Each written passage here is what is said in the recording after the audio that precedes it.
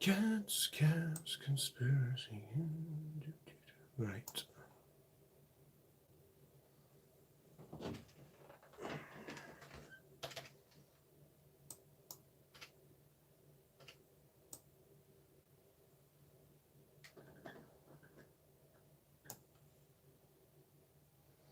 Project render. Bay. Put it in. Bloody hell, come on. Put it there. Right. Just get it on screen.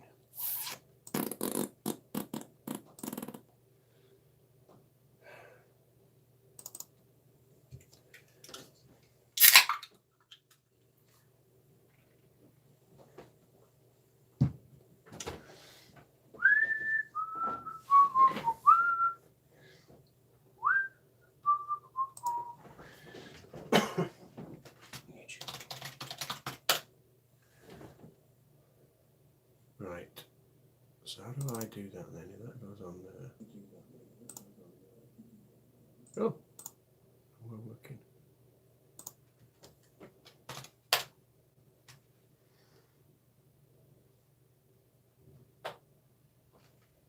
Oh, is that a beer? Someone said. No, it's a can of Coke.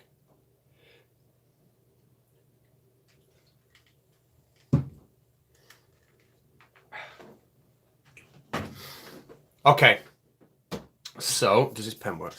Yeah, let's get the light on. La la la la la. Okay, we'll get started. These videos are purely for GCSE. Like, they are going to be boring as hell. If you're not doing your GCSEs, you are like, it's not for you. You're going to be so bored. I'm going to try and keep it to maybe 20, 25 minute, 20 to 25 minute like little sections, because that's the attention span of like a 15, 16-year-old, I think. But you are going to be massively bored. So please, like, I will not be offended if everybody disappears and watches something else. So let's start the video here. This is what we're going to be looking at. GCSE chemistry. This fits AQA, EdXL, OCR. We're going to look at what a mole is, calculating the number of moles, relative molecular mass and percentage mass, and then the quantitative chemistry questions, which are the difficult ones. There is one prerequisite for cracking on with this, and that is that you know that the top number, when you look at the periodic table, you've got two numbers next to each element. The top number is what we call the mass number, because I'm going to be using the term mass number a lot. And if you've not done that in school, if you're not sure what the mass number is, that's a prerequisite. So if you don't know that, disappear off and find that first. So, right, here we go. This is where we begin, and this is where it's going to get dull. All right, but I'll keep it quick. Right, if I take two elements, let's say I'm going to take hydrogen, which is an atom of it. So this is, sorry, answering the question, what is a mole? Right, that's where we're starting here. If I take two elements, hydrogen is the smallest atom. It's really only one proton with an electron around the outside. Magnesium is much, much bigger.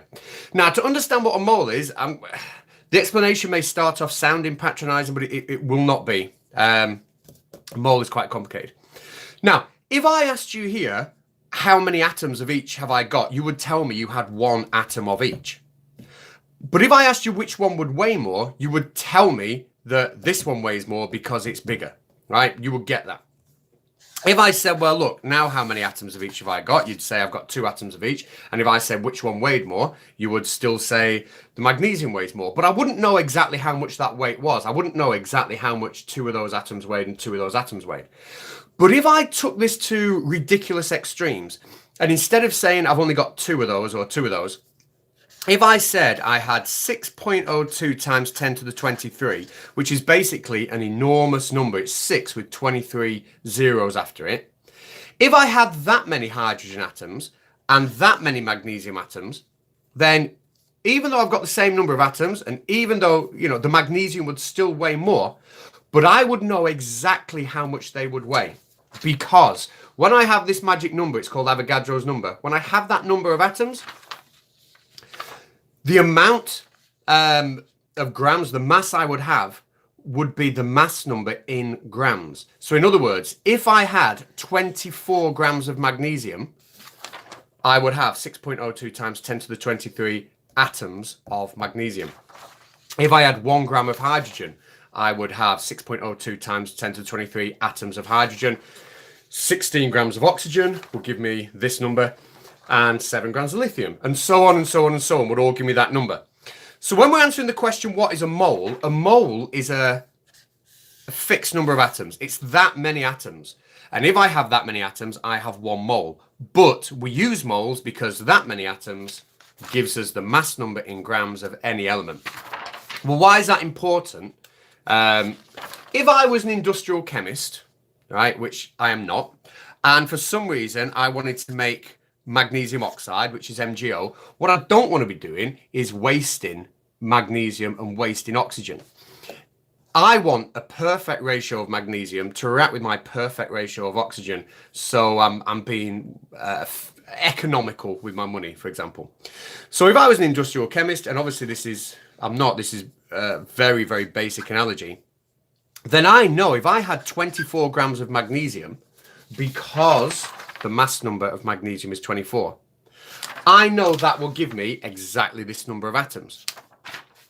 If I look at oxygen, which has a mass number of 16, right? If I had 16 grams of that, then I also know that that will give me this number of atoms. So I know that in these ratios, I have exactly the same number of atoms as this as I do with that. So when I react them together, done, I'm going to make magnesium oxide economically. Now, I understand it's going to get more complicated when we start looking at balancing equations, and that's coming later on. So those who are looking at this and saying, yeah, but oxygen is diatomic, etc., that will all come. This is just the basics of what a mole is. So I think we've answered that. What is a mole? A mole is just either 6.02 times 10 to the 23 atoms of something, or it is specifically the mass number of that element in grams. So what kind of exam questions will you or your children be getting on the GCSEs? Well, this one, certainly foundation and higher, they'll be asked to calculate the number of moles. So let's have a look at what a question like that look like. They may say, you have, let me have a look. Where's my little thing here? They might say you have 48 grams of magnesium. I'm going to keep using the same elements, these 4 elements, as much as I can, so then we don't have to be looking at periodic tables. If I have 48 grams of magnesium, how many moles is that? Well, for me to figure out how many moles I've got, I need to know the mass number of magnesium, which is 24. And there's a very simple equation. What I'm going to do is I'm going to take the number of grams that I have, and I'm just going to divide it by the mass number, which is 24. So in other words, the number of grams I've got divided by how many grams I know gives me 1 mole. So in this instance, oh, my phone's going up. Oh, right. Can you just say in the chat if my phone ringing then has disturbed this stream? Right. I should have somehow turned that off. Right. So if I've got 48 grams of magnesium, I'm going to divide that by my mass number, which is 24, and that's going to give me 2 moles. So that's fairly straightforward for magnesium. It becomes a little bit more complicated when we're looking at diatomic. Diatomic means things hang around in pairs. So oxygen has a mass number of 16, but oxygen in the real world hangs around as O2. So if it's O2, it means 2 of these are put together. Now, before we can answer this, we then need to look at, well, how do I calculate the number of moles of a molecule? So let's do that now. Let's do that with oxygen. So O2, right, essentially my 2 oxygens put together, I will not find O2 on the periodic table. There is nothing on the periodic table with numbers next to it that says O2. So if I've got a molecule, something with more than 1 atom, I have to look at the individual constituents of that molecule and add them together. So oxygen has a mass number of 16. The other oxygen has a mass number of 16, which means that the oxygen molecule gives me a mass of 32. I'm just adding them together. If I was going to do that with carbon dioxide, for example, Then I would look on my periodic table and I would see that carbon has a mass number of 12. Oxygen, we've already said, has a mass number of 16, but I've got 2 of them. So I'm going to add 12 to 16 to 16. And that would tell me that carbon dioxide has a relative molecular mass of 44, which means that if I had 44 grams of carbon dioxide, I would have that 6.02 times 10 to the 23 molecules of carbon dioxide. So it works for molecules as well as atoms, but with the molecule, you've got to add up all the constituent parts. Right, I kind of went off the track there from what I was expecting to say. So let's go back. So we said oxygen. If I had, for example, 64 grams of oxygen, how many moles of oxygen would I have? Well, I would have to add up my 2 oxygens, the 16 plus the 16, and that will give me 32 as being the number of grams that I need to get 1 mole of oxygen. So if I've got 64 grams, remember we just take the number of grams, we divide it by the number of grams in 1 mole, 64 divided by 32, oh my phone's going again, 64 divided by 32, and that will give me 2 moles. So just to recap before we move on to this one here, a mole is either just the mass number of the element in grams, you know, so 16 grams of oxygen, 24 grams of magnesium, 7 grams of lithium, 1 gram of hydrogen, or we can think of it as being exactly this number of atoms. But if I have a molecule, I can have a mole of a molecule as well. That's fine. It's just this number of those molecules, right? And a molecule is more than 1 atom stuck together. But to find out the mass of a mole of a molecule, I have to add all the individual masses of the elements together. Right. Done on that bit. So let's look at number 3. This is going to be a shorter stream than I thought. Nice little bite-sized bit of revision. I might do one later on for physics topic maybe. This could be quicker than I thought.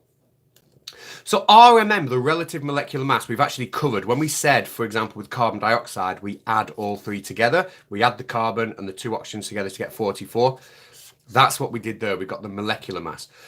You may hear the term relative atomic mass, and that's just the mass number of an individual atom, not a molecule. So anyone who's confused between those 2. Right, percentage mass. Let's have a look. Percentage mass.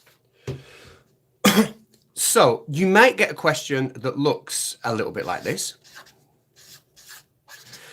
And it will give you a compound, it will give you a molecule, in this case, calcium carbonate. And the question might say, for example, what percentage by mass is carbon of calcium carbonate? So in other words, of all the mass of calcium carbonate, what percentage of that is taken up by carbon? How would I work through that problem? Well, the first thing I'd need to know is, well, what does carbon weigh? What is 1 mole of carbon? What does it weigh?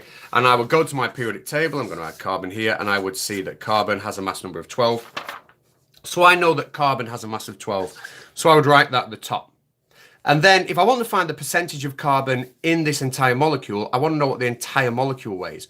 So I would look at my periodic table and I'd look for the mass number of calcium, which is 40. Carbon, we've already said, is 12. Oxygen, we've already said, is 16. But I have 3 oxygens, 16 plus 16 plus 16 plus this 12 plus this 40. If I added those together, that actually comes out to be 100. But I want to work this out as a percentage. So I take the mass of that divided by the whole mass, which is 100. And to turn it into a percentage, I actually times it by 100 again. Now, you might say, well, why divide by 100 to times by 100? You would only be dividing by 100 with calcium carbonate. Other molecules wouldn't have a mass here of 100. I've chosen this to make the math simple for me while I'm streaming. So 12 divided by 100 times 100 gives me 12%. So that's how you'd calculate the percentage mass. But it would become more difficult if it was oxygen, for example. So again, the percentage mass of oxygen in calcium carbonate, we've already added the entire molecule together, and we've said that calcium carbonate has a mass of 100 grams. So what percentage does oxygen contribute? Well, calcium, we said, had a mass number of 40. Carbon, we said, had a mass number of 12. Oxygen has a mass number of 16, but there are 3 of them, 16 plus 16 plus 16. So when I do my percentage mass, these add up to 48. So of the 100, which is the mass of the calcium carbonate, 48 are contributed by the oxygen. So it's only slightly more difficult because I've got to remember to multiply the 16 by 3. So 48 divided by 100 times 100 gives me obviously 48%. To show you what it might look like in another question, it might be water, for example. So I've got H2O. I might be asked, what is the percentage by mass of hydrogen in water? Well, I would look at my periodic table and I would see that hydrogen has a mass number of 1, but there's 2 of them. So 1 plus 1 is 2, and that is the mass of hydrogen. And then I want the mass of the whole molecule. Oxygen, we've already said, has got a mass number of 16. So the mass of the whole molecule is 1 plus 1 plus 16, which gives me 18. And echo, what is 2 divided by 18? 2 divided by 18 rounds to 0.111. 0.111, so I times that by 100, and that gives me about 11%. So this number obviously won't always be 100. Now, if you are happy with that, now comes the difficult stuff, right? Let me just see if there's any questions in the chat. There's a lot of flat earth questions.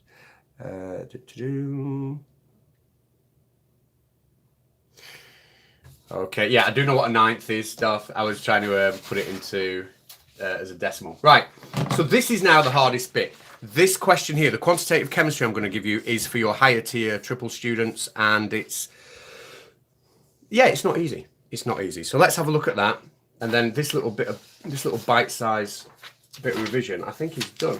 I wrote out a couple of equations for you, but I just can't find the sheet. Let me find the sheet. Okay. So, sorry. Here we go. Let's say I take this, or you sit down to your exam and you get this as an equation.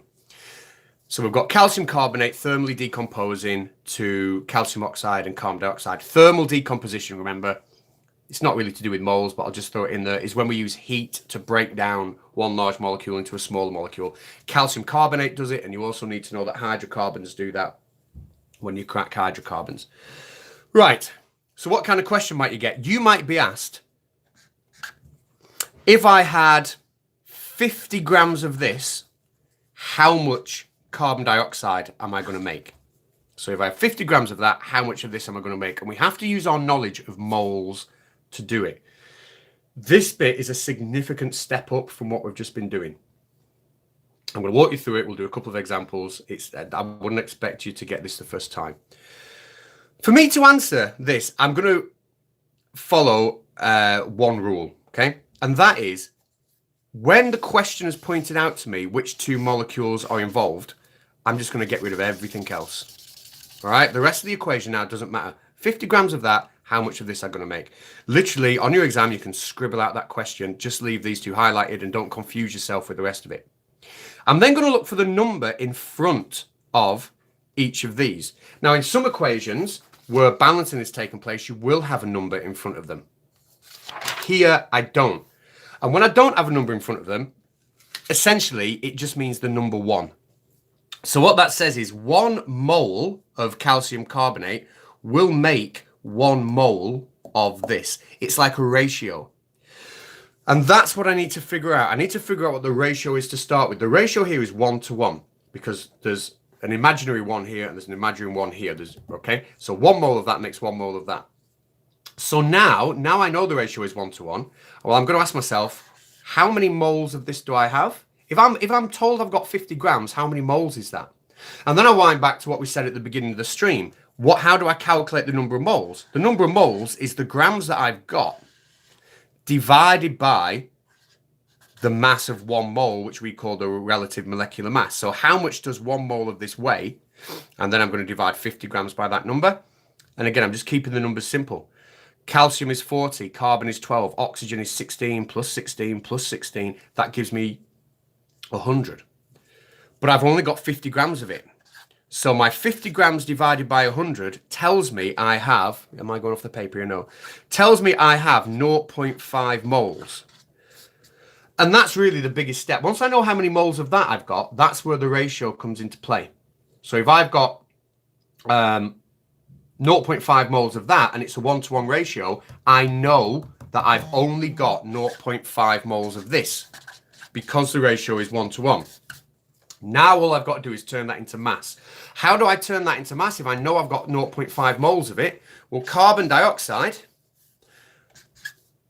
I need to figure out what 1 mole of it weighs and then what half of that mass is. So carbon has a mass of 12, oxygen is 16 plus 16 because there's 2 of them. So carbon dioxide has a relative molecular mass, like we said before, of 44. But if I've only got half a mole, 1 mole is 44 grams. I'm just going to times together. I'm going to times the mass of 1 mole by the number of moles I've got.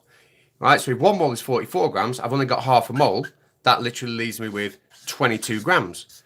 So just to wind back, if I'm given the question, you know, this big long equation here, if I've got 50 grams of that, how much carbon dioxide am I going to make? Well, that's how we work through it. I'm going to do one more example with that before I start showing you how more complicated it can get when we put these numbers in. And by the time I've done this question with you, if you understand this, you are sorted for that higher tier exam. There's nothing they can ask you on moles that that you'll struggle with, all right, if you understand it. And it is a pain in the neck. So calcium carbonate, we'll do the same one. Decomposes to calcium oxide plus carbon dioxide. This time I'm going to change the number and I'm going to say I have 25 grams of this. How much calcium oxide am I going to make? Now remember the rule from last time, right? If I'm going to answer this question, I am literally going to rub out everything else in the equation apart from the 2 things that are important. So I'm going to rub that out. That's gone. The arrow can go. And I'm just left with these. And all I'm going to ask, my second question now, is what is the ratio? Right? I've got an imaginary 1 in front of here. Right? Because if there's no other number, remember it's an imaginary 1. Imaginary 1 in front of there. So I have a ratio of 1-to-1 when it comes to moles. So now, if I can figure out how many moles of calcium carbonate I've got, I know I've got the same moles of calcium oxide, and I can figure out the mass that I'd be making. So let's do that. How do I figure out the number of moles? One more time. We take the number of grams we have, and we divide it by the mass of 1 mole, which is the RMM. We've already said calcium carbonate adds up to 100, so I won't do that again. Yeah, 40 plus 12 plus 6. I've just done it again, haven't I? But that adds up to 100. If I take the 25... which is the grams I've got, and divide it by the 100. And again, I'm keeping the numbers simple, so I don't have to rely on calculator. That gives me 0.25 moles. So I know I've got 0.25 moles of calcium carbonate. It's going off the screen, you're touching it. So if it's a 1-to-1 ratio, if I've got 0.25 moles of that, I have 0.25 moles of that. So how do I figure out what that is in grams? Well, I'm going to figure out what 1 mole is. So calcium oxide, it's my phone buzzing again. What is 1 mole of calcium oxide? I'm going to add these 2 together. If I was to look on the periodic table, right, at the top number for calcium, remember the mass number, calcium has a mass number of 40. Oxygen has a mass number of 16. So altogether, I've got 56. And, I'm going a bit to number, is it 14 plus... Yeah, so I have 56 grams is going to give me 1 mole of that. But I only have 0.25 moles. So I'm going to times my 56 grams by the number of moles I've got, 0.25, which is a quarter. And unless I've done this wrong in my head and I'm going to look dead stupid, that should give me 14 grams. Let me know if I've been stupid. Sorry, I'm not keeping up with the chat because I'm looking at this. So that's the easy question. We're going to get to the very hard one now. And if you can answer this one, if you followed along, or you can watch the video back and see what I've done if you're revising it, if you get this right, you are untouchable when it comes to moles in that exam. Right. This is different because this equation's been balanced. I don't have an imaginary 1 in front of all of them. I've actually got a 2 here, and a 2 here, and a 2 here. So this question is going to ask, how much hydrogen do I make if I have 92 grams of sodium. So how much hydrogen will I make if I've got 92 grams of sodium? What I'm going to do every single time is, now I know the question is talking to me about hydrogen and sodium, I'm going to cross everything else out in the question. I'm not going to let that confuse me. I'm just simply, literally on my exam, I'm going to scrub it out. But do read on a bit and make sure you don't need that information for another question. Otherwise, that could be some bad advice for you. But I'm going to imagine that's not there. And I'm going to look at the ratio. There's a 2 in front of here, and there's an imaginary 1 in front of that. So I have a ratio now of 2 to 1. So for every 2 moles of sodium, I'm going to get 1 mole of hydrogen. I'm going to park that ratio there for later. Now I've figured out the ratio, I'm going to scribble that off, because that's only going to confuse matters, right? That number at the front is only there to help us figure out this ratio. Then just get rid of it. If you don't get rid of it, it will confuse you. You'll try and use it later on, and it'll all go pear-shaped. So now I'm going to do what I did before. How many moles of sodium have I got? Well, remember to figure out the number of moles. We take the number of grams we've got and we divide it by the mass number of sodium, which is 23. So how many grams have I got? I've got 92 divided by 23 gives me 4 moles. So I have 4 moles of sodium. Lovely jubbly. But how am I going to use that to figure out how much hydrogen I've got? Well, it's a 2 to 1 ratio. It's a 2 to 1. So if I've got 4 moles of this, right, I'm only going to have 2 moles of this. In other words, if it's a 2 to 1 ratio, I have twice as many moles of that as I do of this. So because it's 2 to 1, that 4 moles of the sodium becomes 2 moles of my hydrogen. So how do I figure out how much mass that is? Well, I figure out what the mass of one hydrogen molecule is. Hydrogen, if we look on the periodic table, and I've lost that little sheet I was using, but if we look on the periodic table, it's got a mass number of 1. So a hydrogen molecule, 1 plus 1, I know that hydrogen is 2 grams. We've already figured out I need 2 moles, right? So if 1 mole is 2 grams, yeah, I just take the mass of 1 mole and I times it by the number of moles I've got, and that tells me 4 grams. Right, so I will be making 4 grams of hydrogen from 92 grams of sodium. Why I'd want to do that, I have no idea. Let me just do one final work through on that, because it's not an easy one, and then we are done. I'm not going to make these too long, because concentration span, like I say, of a 16-year-old isn't that long.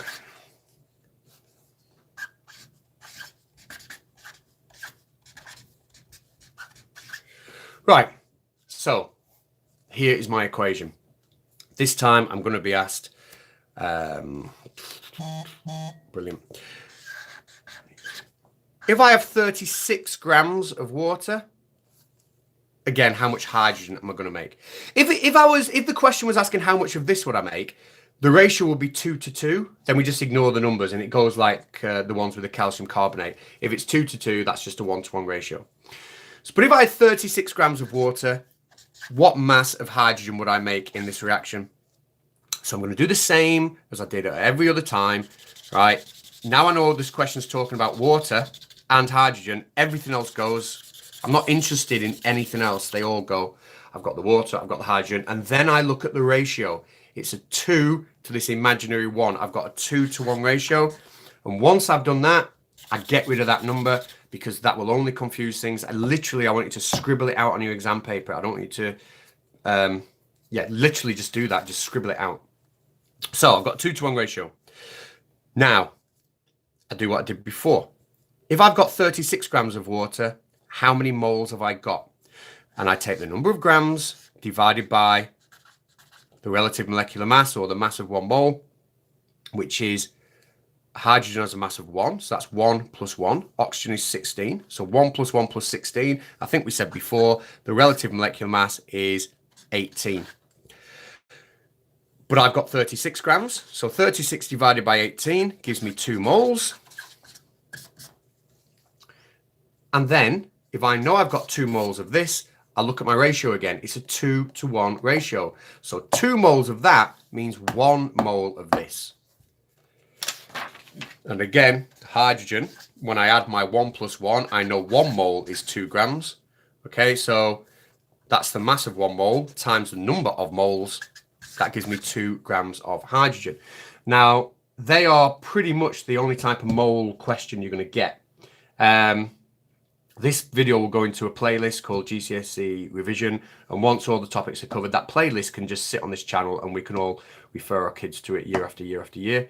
I'll end that there, and I'll have a look in the chat and see if there's any. See if there's any questions. Okay, so Sean G says, "What is a molecule?"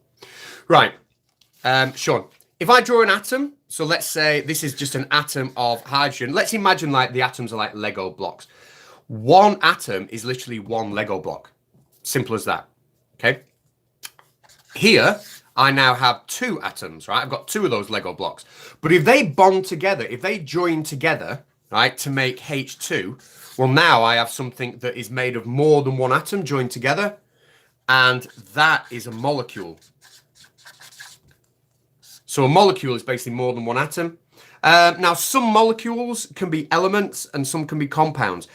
If I look at H2, right, which is just 2 hydrogens put together, then all the atoms in that are the same type of atom. If it's H2, all the atoms are hydrogen atoms. If it was O2, all the atoms are oxygen atoms. If it was N2, all the atoms are nitrogen atoms. So those molecules can be elements. But something like carbon dioxide is also a molecule. It's also made up of more than one atom, but we have different types of atom. We've got carbon and we've got oxygen. So in this instance, we will call that a compound. So basically, all compounds are molecules, but not all molecules are compounds. Let's see if there's any other question out there. Can I have some practice examples to do myself without the answers?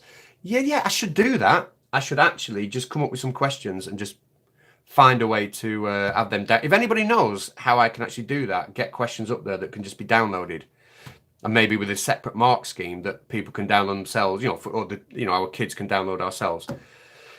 That would be really clever. Just send me a message and I'll figure out that's a good one. Did I do chemistry at uni? No, biology. Let's have a look. Will this test ever need to incorporate isotopes? Isotopes, yes, but not when we're looking at moles. So for those that don't know, an isotope, if I look at carbon, right, it's got a mass number of 12 and an atomic number of 6. Carbon is carbon because the bottom number is 6. That is the number of protons that we have in the element. Now, it's the number of protons that determine the chemical properties of carbon. The 12 at the top, the mass number, is actually the protons again, plus the number of neutrons we've got. So this carbon has 6 neutrons because it's got a mass number of 12, which is the 6 protons plus the 6 neutrons. But the number of neutrons, to be honest, especially at GCSE level, isn't important at all. I could have 7 neutrons, right, which would give me this, but it's still carbon because that bottom number is 6. It's just a different version of carbon with a different number of neutrons. That's what we call an isotope. So an isotope is chemically the same. You couldn't tell the difference in any chemical reactions, really. It's the same, except it's just got a different mass number. Some isotopes, if they get too big, they can be unstable and they can become radioactive. But again, that's a radioactive property. It's not their chemical property. Right.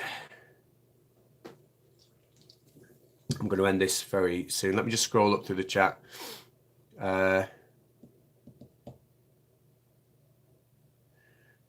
see anything specific on moles. Right. What I'll do, because I need to end this stream, then I need to download it, edit it, and upload it to a school that are going to use these as well. So I'm going to call this a day now. There's a Conspiracy Cats video coming out in an hour or two. Let me just see, is there any more questions?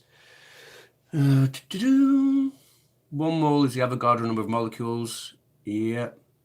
I'm just waffling at people now. So I'm just going to go because I'm not saying anything informative now. I'm going to shoot off. I will do these every single Sunday so they can just be in a playlist. So when your kids are doing the GCSEs, they can just watch them, I suppose. All right. Thank you very much, everybody. I am going. Bye-bye. How do I? Oh, I need to do that on my phone.